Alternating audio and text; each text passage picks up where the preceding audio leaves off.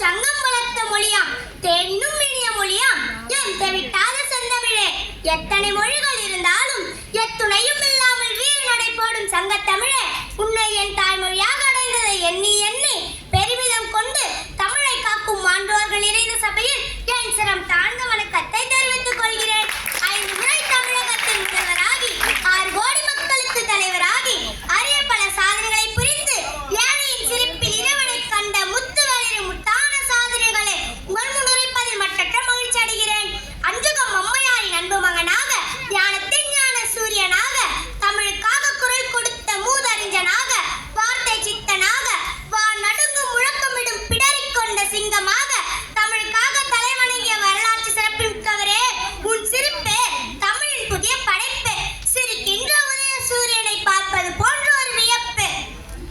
ஒரே ரத்தம் தான் ஓடுது உலகம் எங்கும் தான், ஒரே ரத்தம் தான் ஓடுது உலகம் எங்கும் தான். நல்லவங்க கெட்டவங்க நானும் தெரிஞ்சவங்க, உள்ளவங்க நல்லவங்க ஊருக்கு உழைச்சவங்க, எல்லோருக்கும் தான் ஓடுது ஒரே ரத்தம் தான், ஒரே ரத்தம் தான் ஓடுது உலகம் எங்கும் தான்.